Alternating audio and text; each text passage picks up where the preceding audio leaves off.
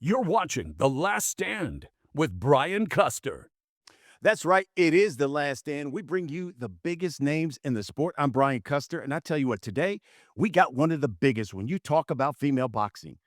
This woman is not only a world champion, I'm talking unified champion, WBO, IBF, super middleweight champion of the world. You know her as the Sweet Terminator, Shadasia Green, here on The Last Stand. Sweets, welcome Yes, to The sir. Last Stand.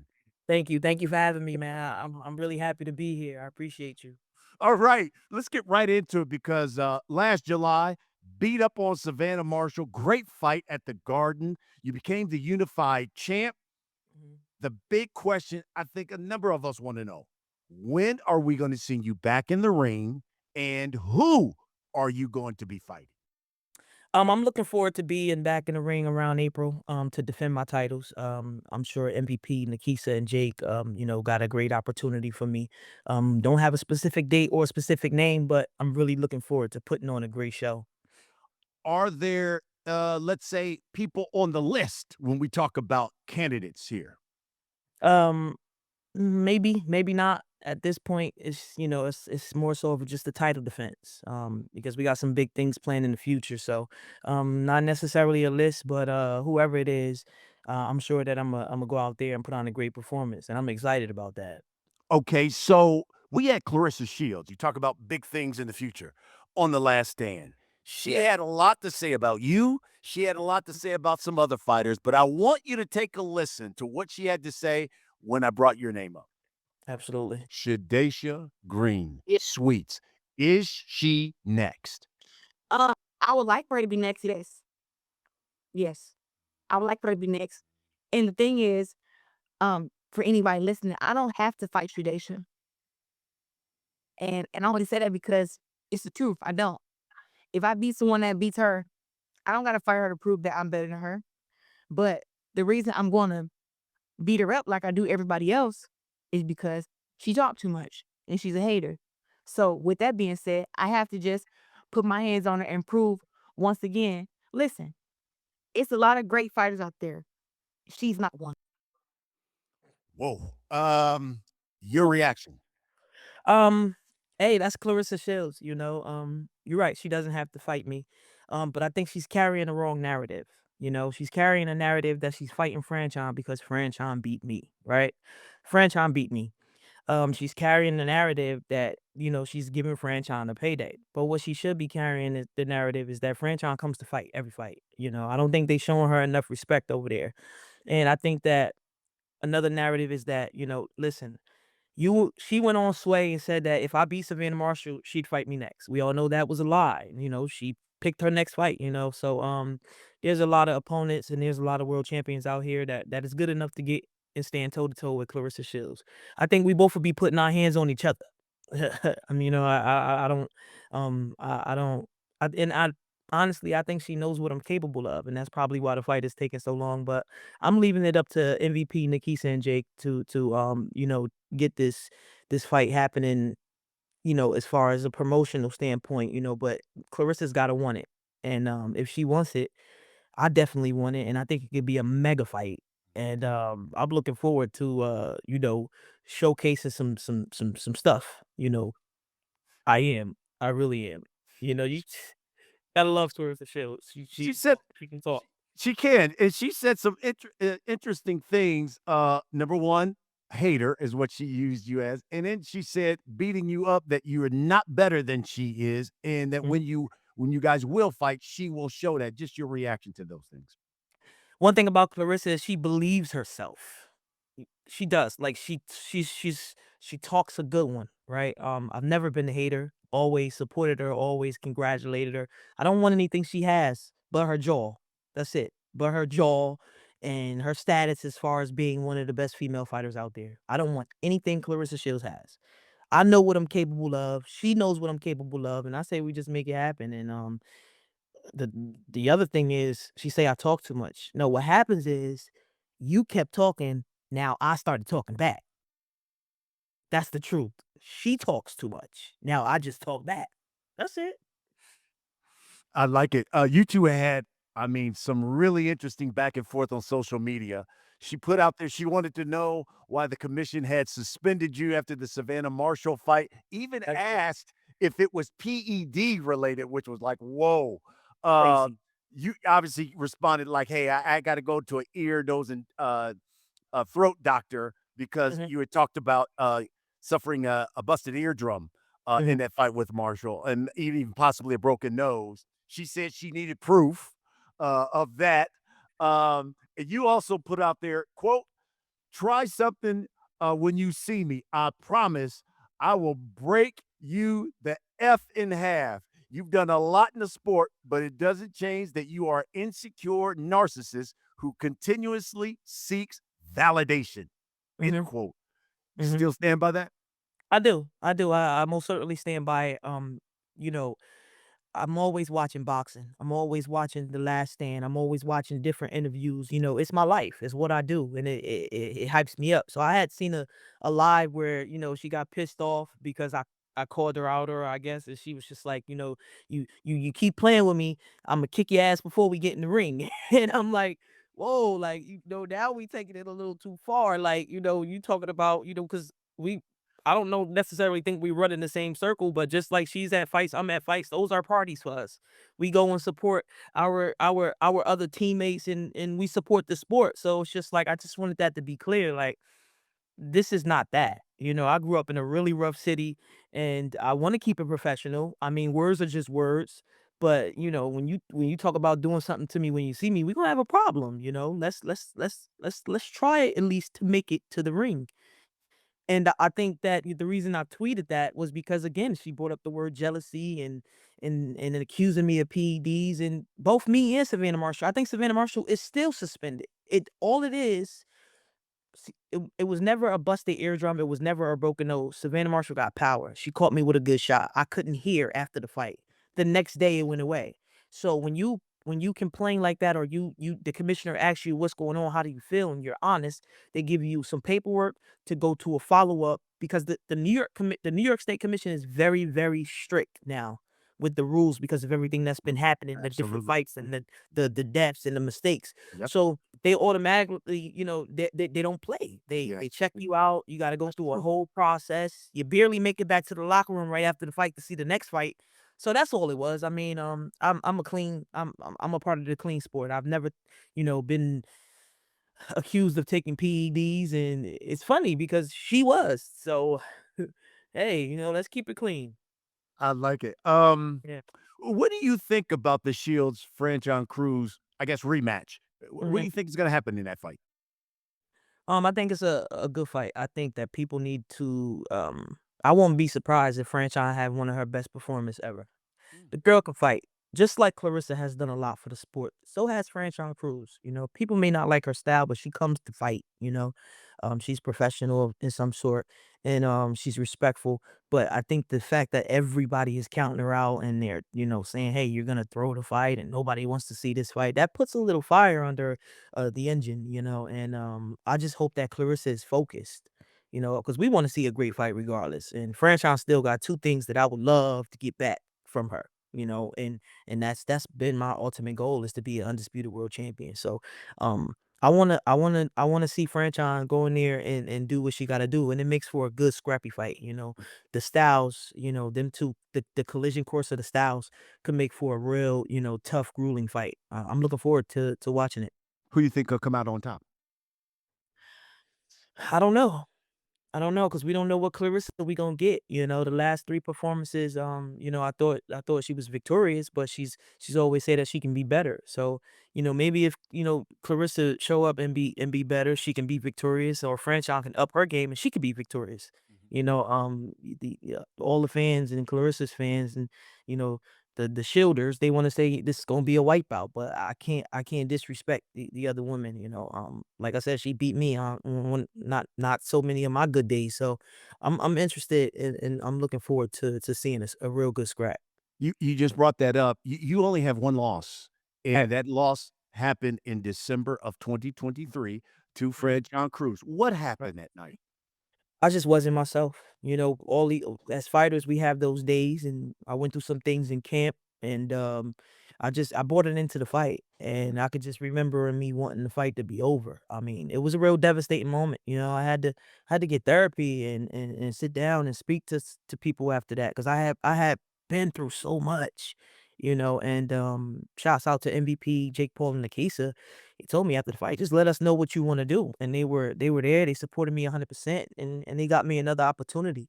And Franchon was just the better person. She was the better fighter that night. The experience showed up. Franchon does what she does. However she does it well, and she knows how to win. So, I don't want to take anything away from her. I just wasn't myself that night. She was the better fighter that night, and she got the W. You said you went through a lot. May I ask, what was it that you were going through? I changed gyms. I lost some significant people in my camp. Just a battle for struggle. And I think we all parties were inexperienced at that time. Getting on that big stage to really deal with what was going on properly. So we all reacted the way that we knew fit. But this game is you have to have the experience, the professionalism, and it can get crazy. And we just weren't experienced at that moment, and it just caused a big bad breakup. And that was what 4 or 5 weeks out from my fight. Imagine, you're comfortable, you got your strength and conditioning and your trainers, and everybody is aligned, and then things just start happening. The next thing you know, you don't got those no more. You're not training at the gym. You're training at a cold gym, trying to warm up, and you just, you moping through the sessions, and just you're talking about what's going on. You lose focus of what's really supposed to be priority, and that's the fight, and that's winning the world title. And I could my story is made for a book, and Mm.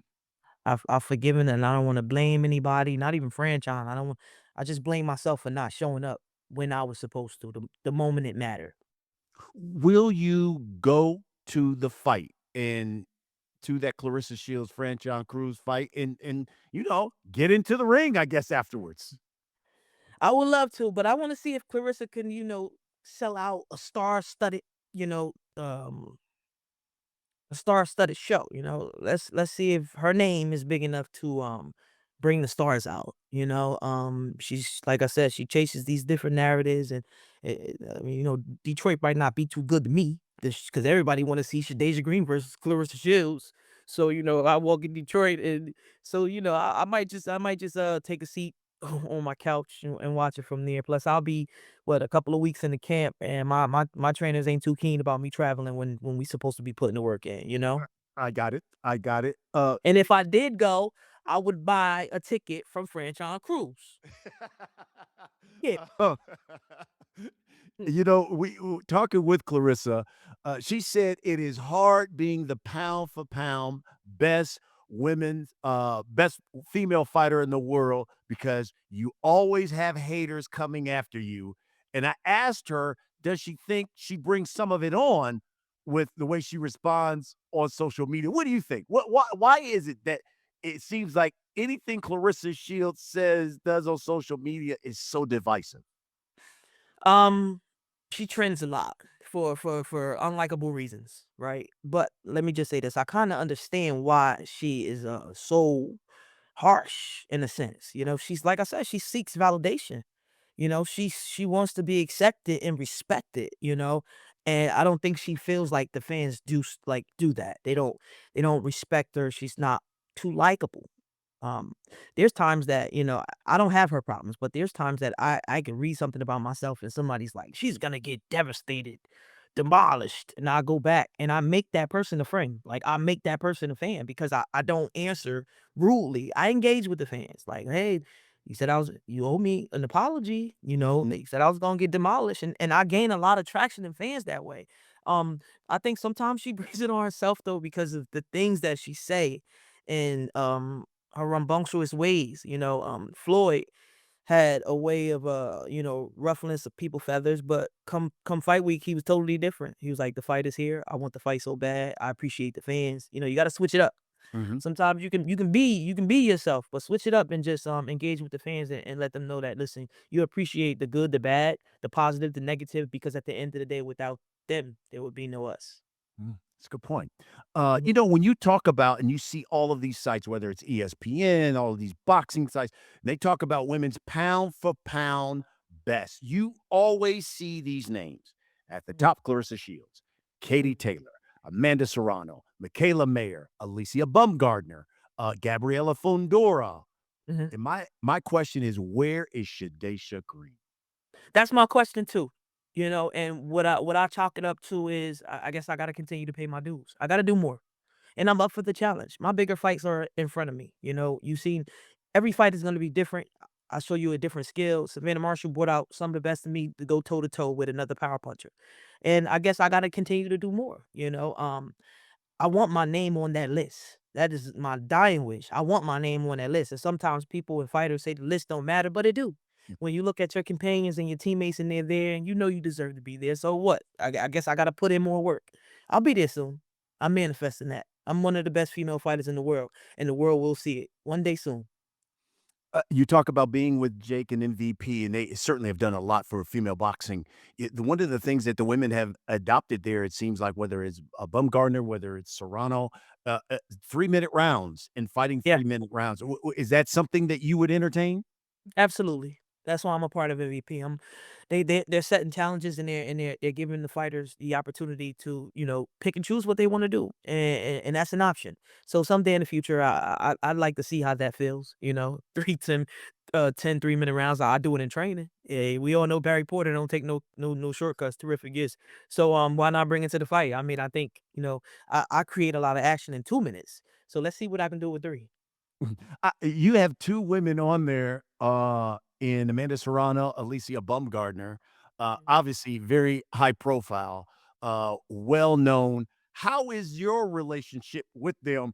Obviously, with Claressa Shields, not great, because when I asked her, Claressa Shields, about Amanda Serrano, she said, "How can you be a pound for pound great and lost 3, 4 times?" So here Wow. was that. Bumgardner, she basically said, that woman, we were cool. Now she got something with me. If she wants to come up, she could take an ass whooping. Those were Clarissa's words, not mine. That girl, shout out. So my question is, how is your relationship when it comes to Amanda Serrano, Alicia Bumgardner, and what do you think about them as fighters? I think a lot about them. Amanda Serrano's a mentor. Back in the day, I used to always say when I would about to make a decision, what would Amanda do? That's like she's a great to me. Despite any losses, Amanda led the path for me. She opened up doors for me at MVP. She was the first woman signed. Now she's the chairwoman. And she was mentioning my name, and she's what a bunch of the weight classes. She could have took that spotlight and saved it for herself. It's look at again. Hate to be the bearer of bad news, but Salido is kind of like trying to do the train, but it's always been just Clarissa Shields. Mm. So yeah, you won't be the biggest, but when you are part of a stable like Amanda Serrano, Katie Taylor, I mean, we got some of the Chantel Cameron, Mhm. Savannah Marshall, Raquel Miller. Now we got some of the best female fighters in the damn world on our stable, and they're great people. Alicia, every now and then we'll text, we cool, we see each other. It's nothing but respect. I actually enjoy watching Alicia. I think she's a great damn fighter. And she hasn't even reached her ceiling. So I'm expecting to see some great things out of those two. Amanda's always been so sweet to Clarissa, so I don't understand. Like their relationship just goes. It's here, and then it's there, and it's just like that. That's Clarissa. Yes, yes, Because yes. Amanda's gonna still be sweet. You're really gonna catch her in a form where she's negative to anything or anybody. So, um, hey, what can I say? They're great people. What is it like being a professional fighter and female? Because for guys now, a number of guys try to take the Floyd Mayweather approach. I get on IG. I want to flash the cash. I want to flash Mhm. the jewelry. I want to flash that. Women, it's sometimes it's different. Hey, look, Katie Taylor is strictly boxing. Ain't no Right, flat, ain't no nothing. right. Amanda, all of a sudden, is a little bit different. It's all boxing. Yet, hey, I'll give you a little bit of my New York swag. Yeah, Now I'm kind of, showing you a little bit of being my femininity, so to speak. Alicia is all sex appeal, but she can yeah, fight. Don't get me wrong; it's all right, sex appeal. right. How do you navigate that? And as a female fighter, what is that like for you? It's been complicated because I'm a family woman. and my life is private, but sex sells, and they got the following to prove that. So I'm just now figuring out how to handle business in the ring, because what I used to do is, what I realize I do is I go out there, I handle business, I fight, and then I disappear. Mm. Mm, Can't do that. You have to create traction. You have to, reach out, get on these, do some interviews, be seen. I love fashion. I'm always dressed, but I just I don't have it in me to stop and be like, catch this, So, and yeah, I'm not selling sex neither. So I'm figuring it out, and it's complicated, especially for a female fighter. And now in day and ages, back in the day, the mother champions, they didn't have Instagram, they didn't have social media to influence and build traction and build your stock, right? So now I'm in the process of trying to continue to build my stock and trying to stay true to myself, but doing it in a way that it helps. It helps on all angles. So it has been complicated. I've struggled with it a bit, but I'm getting better. Mm. How did you fall in love with the sport? How did professional fighting become your way of life? Um, wow, I like how you put that question. I'd have to say when I walked into the gym when I was 15. I was a basketball player at the time, and I just, these coaches was always on me. Like, I was dropping 30 a game, but my opponents was dropping 33, 34. So that mean we was losing by 4 points, and it was totally on me, right? So, they like in the off season, hey, Shadasia, you gonna run track? Jump some hurdles. I'm not doing that. What? Jump hurdles and run track? I don't even like running. You see, I take my breaks on defense. I can score on you all day, but on defense, I'm gonna take a break so I can score on you again. You know what I'm saying? So, I happened to walk into a gym, a real like just scruffy dogs outside on the loose. It was crazy. It wasn't packed. Not a lot of people was lined up to do it. In basketball, everybody come to try out. Football, people try out, but boxing, it wasn't lined up to do it. And I couldn't get it as quick as I wanted to. But so I had to keep working, and I had to start running. And I remember the first time I got punched in the jaw, and for the way it made me feel, like I was like scared, nervous about it. I'm like, damn, I really care about this. I want to really do this. And I realized it's an art, and I started really like perfecting my craft. And I'm like, even to this day, I'm like, when I'm in there sparring with these guys, I'm like, I'm all right, you know, I'm working to be great, So I fell in love with it through fear. It was something that I feared. Yeah. Yep. Wow, wow. And so many times, it's like people say that there's an old adage, "I didn't choose boxing, boxing chose me." Hmm. And for a number of people, whether it's a man or woman, it's because of their circumstances. Claressa Shields a great example of that. Growing up in poverty, had to fight all the time, things of Right. that nature. What was that like for you? I mean, what was your childhood? Was it something that your father always said too? Hey, I like you to hoop and I want you to fight, or mother. What was that like for you as a youngster? But for me, it was my mother. My grandfather was a professional fighter. He was in camp with the likes of Marvin Hagler and all of those guys and providing sparring. And they used to talk about him a lot. And I used to see him at the family get-togethers. But I was always a family-oriented person. But I was the oldest. And my mother set foundation. She set rules. We were very protected. And, she was very, very strict with me. I felt like she let up with the other kids because I guess I took so much out of her. And she just set these strict rules, and she had a plan, and her plan was for me to go to college and graduate. And so when I fell in love with the sport, I'm like, "Ma, I don't really want to go to college no more." She's like, "No, you sticking to it. You go and get that degree, you bring it back to me, you can do whatever it is that you want to do." But I was the oldest, and I had 3, 4 other brothers and sisters behind me. So most of my fights on the streets weren't mine. It was theirs. And there was a rule. They don't come back harmed or touched, and neither do you. And you need to take care of it. So at a young age, I was the big sister that, was always there, was always, scrapping. I grew up in a really, really rough neighborhood. I graduated from Patterson East Side. I couldn't even I almost didn't walk the grass because I got into an altercation. So I just really wasn't nothing to play with, but it started from my mom, who wasn't nothing to play with. But my grades was up. I was at basketball practice every day. I stayed out of jail. I stayed out of trouble. Never sold drugs, never did drugs. I kept a level head. But if you wanted to, if there was any trouble, I was scrapping. And like I said, them fights weren't mine. I probably had 2, 3 fights my whole life that belonged to me. And so I think it started there. That was more so in my childhood. I had, my stepfather when he was alive, he was very critical, and took me till I turned 21 to realize that it was a constructive criticism, and that's why I'm able to deal with the fans and the people who have so many opinions now because I dealt with it when I was a kid. So, Mm. um, I learned to decipher the difference, and I think I'm doing all right. Yeah, you're doing more than all right when you're Yeah. unified champion. Um, I'm curious about Jake Paul. You said you're under his umbrella. Yes. Obviously, he's coming off that fight with Anthony Joshua. I know we even talked with Shakur, and Shakur said, I have a newfound level of respect for Jake Paul. I just thought maybe YouTuber, but then when he went out there and sparred, he's like, yo, this guy's dedicated to it. Mhm, mhm. Do you honestly see Jake Paul as, let's say, a real contender at cruiserweight? Absolutely. I seen it before the Joshua fight.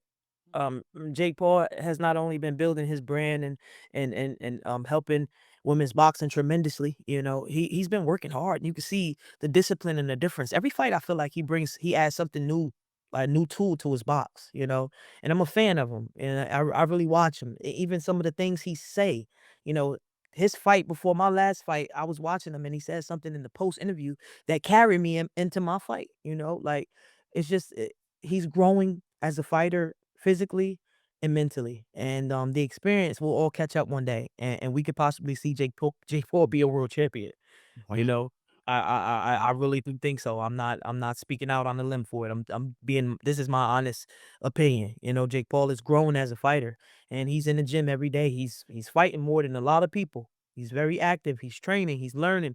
He's taking his craft seriously. He's bringing in serious sparring, and I think the Anthony Joshua fight just gonna help him, a lot more. So I look forward to see a bright future for Jake Paul as a fighter. I really Now do. this is full disclosure because for Mm, so many people who are gonna be watching this, I always want them to know, everything, and we don't try to hide anything. right. I am certainly partial when it comes to Shadasia Green. Mm, I know for a fact that Shadasia Green and I work out at the same gym out mhm, in Oakland, New Jersey, Wall Athletics, and so I see you every day working out. I've worked out alongside of you. We've done mhm. recovery alongside of one another. I Yeah. see the dedication that you have to this sport. You were talking about changing gyms, things of that nature. What has that been like for you as you've now become a world champion, I guess training there at Wall Athletics? Oh, that's home. That's home. Wall Athletics is I spend more of my time here than home, there than home. When I walk in there and you got the different athletes and the different people that come to do boot camp and different classes, it's like a family. They don't look at me like, oh yeah, she's a world champ. They look at me like we want the best for her, regardless of whatever it is that she's trying to accomplish. And they see me transform. And I enjoy doing the classes with those guys and working out next to you and having our little Michael Jackson rants and stuff like that. It's a great atmosphere, and I wouldn't change it for the world. It's gonna be hard because um, you know, next couple of fights, I might need to go away from camp, and I wish I could pick Wall Athletics up and take it with me, but it's just impossible. I'm sorry, man. This dog is barking at I something. love it. I love it. I love It's it. crazy. Let me ask you this. By the end of 2026, Shadasia Green will be you finish it. On a pound for pound list, have conquered the 3-minute rounds. Hopefully, possibly undisputed world champion or two division world champion. And Yeah, that's the thing. That's the thing. We don't want to put our belts up, but that was never an option. So, listen, man, I'm looking to have a great year. And the message to, I guess, Clarissa Shields, who I'm sure is going to see this. What's the message to Clarissa Shields? Stay focused, champ. Stay focused. Um, because I'm here. Let's make it happen. Let's make this mega fight happen. And I'm not going nowhere. No hate. What's your ultimate goal in the ring? Ultimate goal for Shadasia Green. to be to be noted as one of the best female fighters that's ever picked up a pair of gloves. I want that. I want that bad. I want my name mentioned with the greats. So that all is a concoction of undisputed multi-division weight world champions. Let's not forget Ring Magazine. I love that belt.